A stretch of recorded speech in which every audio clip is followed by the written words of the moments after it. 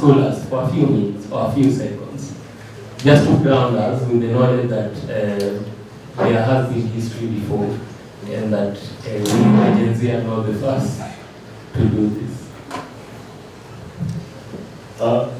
Richard Motoda sana. So Dofan and I come from the same neighborhood, well, not neighborhood, area, Timao. When we were born, our local chief was Marshal Modiama. So just around, we were born at around the time when the chief was the former Field Marshal Modiama. So me playing Mau songs in the morning really is just me playing village songs that my grandmother was playing when we were growing up. But it kind of also set me on this path. I'm starting there because I grew up in Timao because my grandparents, my maternal grandparents, were refugees during the state of emergency. If you've heard about the Lari massacre, my grandmother is one of the survivors, and my grandfather was arrested in the forest and escaped somewhere along the way, and that's how they ended up. One from Nyeri, another one from near Uplands. Lari is just Upper Duke. They end up around the other side of the mountain. So I end up in history because our family story is basically that. And you end up accidentally just following, so you're like, what happened to Shosho? And then you're like, oh, we don't talk about this, okay. So that's the 50s. That's the one we keep talking about. You asked, you have a really, really nice quote. But you asked a question at the beginning of the session about the similarities between what's happening now and Baumau, and it's almost exactly, minus social media, almost exactly the same thing. You have a huge group of young people, very smart, very determined, very ambitious, who've seen a possible world beyond what their parents and the generations before them have seen.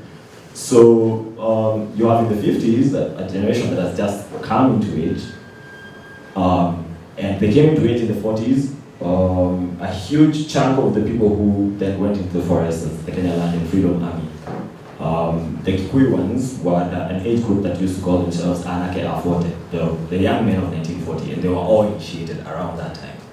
They also happened to be the same generation that was sent for the Second World War.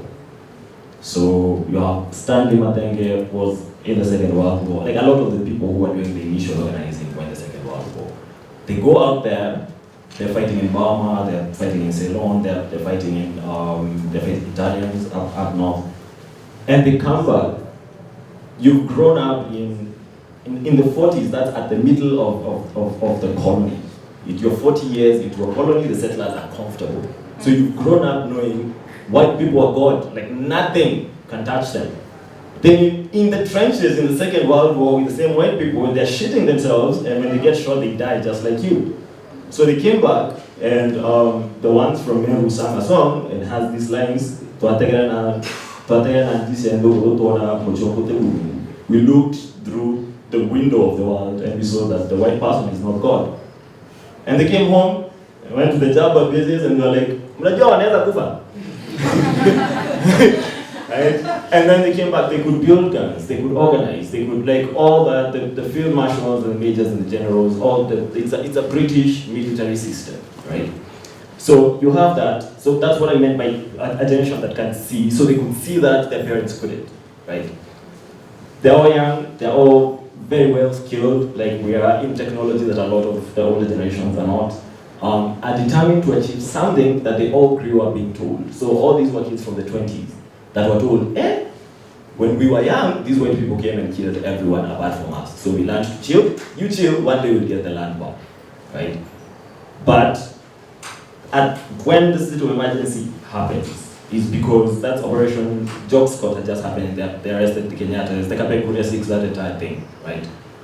To silence the young people, but the mistake they made was they took the elders who were holding the young people back, right? Which is exactly what has happened. Like, there wasn't like mass arrest of leaders, but the politicians have put themselves in a situation where they no longer speak for any of us. So none of them can stand and say, guys, we hear you, but talking about Mines Day, because they don't have any moral authority. The same situation was happening in the early 1950s. It's just that the British literally took all those guys who could hold them back and took them away, and then tried to kill everyone else who was left. To support Babu, none of those guys went to the forest intentionally. None of them had planned to go to the forest. We lost that war militarily, we did in 1956. Politically, different discussion. But militarily, we lost that war in 1956. But we held our own for at least 2 good years. And that was after a war that people were thinking would come in 2 years. So when people went to the forest, that's the time they were stacking guns, they were stacking supplies, they were nowhere near ready, right? But still held 2-3 good years. So there's a lot of similarities there, but that was not the question you asked. So then I'm going to breeze through this one. From as far back as we can trace the history of this country, which is active work, because we're in a library, written word was brought and suddenly oral literature was not a thing. So we have to revive that thing if we need to understand where our people were 500 years ago, 3,000 years ago, right? You start tracing people moving around or back into this country, and there's always resistance when a foreigner comes. The Bantu migrations and whatnot, watu wa mlima, amuku originally watu wa mlima, there are at least 2-3 other communities there. The Gumba, the Avi, after whom my deliver is named, Ogiek, like people had been living here since when we all moved after evolution. They resisted, right? We jumped to the one we all like talking about when the British came. There was resistance everywhere. People keep asking, oh, why we can't celebrate Mau Mau because, you know, it's such a Mlima affair. Yeah, that's true, because we were locked out. The British realized, oh, so the Kikuyus and the Embus and the Merus are swearing each other in because they understand each other, and now they started bringing the Kambas, because if you put a Meru and an Embu and you put a Kamba in between, then they understand each other, right? The cousin thing we're all laughing about it's not a joke. It's a dog whistle. It's a dog whistle for Gema. You need to see it. It's a dog whistle for Bantus. So you see that, and what do you do as empire? You lock those people up. So Operation Anvil, people woke up in Nairobi one day, and there was 20,000 British troops in the streets, going door to door, kicking Kikuyu, Embu, and Meru out. There were signs in the streets of Nairobi written KEM not allowed. Ask your grandparents. One morning in 1952, they kicked out every single Kikuyu, Meru, and Embu out of Nairobi that was not a loyal British supporter.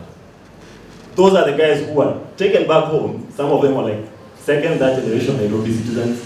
They didn't have a place to live. Those are the guys who went to the forest, right? So the reason we speak about that is because they're isolated. But this entire land has been resisting from the get-go. Before that, when the Portuguese came, let's start in the 1600s, Africa started resisting from the bottom.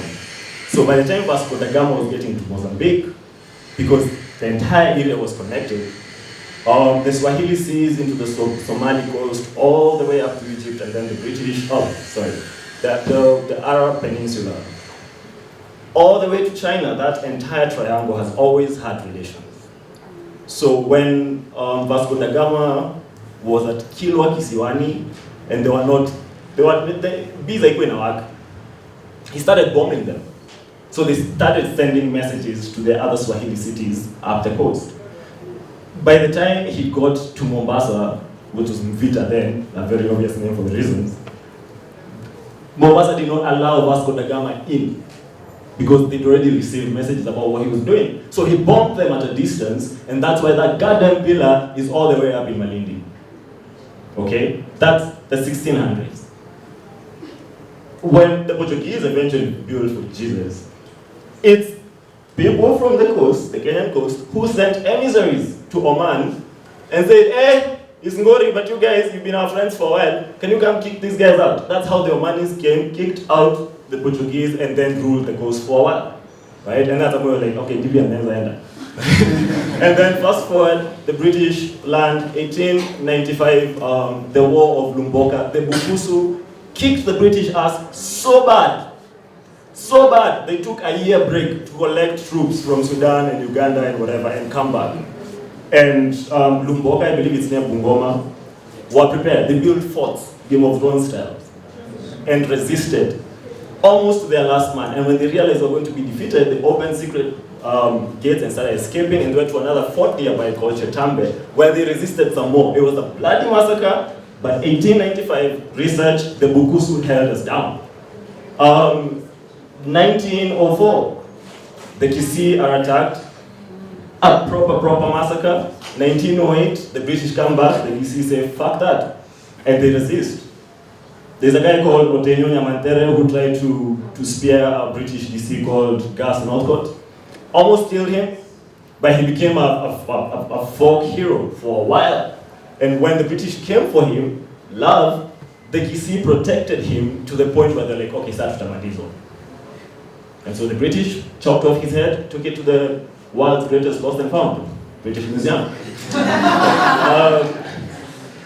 I'm gonna skip by decades now. So 1922, the famous one that gives Haridugu Road its name when they arrested Haridugu for basically protesting almost the same exact things they protesting. Taxes, forced labor, and no opportunities. So he was arrested, Nairobi gathered, it wasn't just people gathered in Nairobi, 8,000 people in 1922. You guys have seen how hard it is to get guys on the streets with Twitter, Instagram, and TikTok.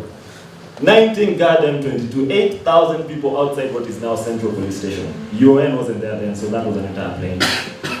At some point, the male leaders, we've been the weakest link for a while, started capitulating to what the colonialists were saying.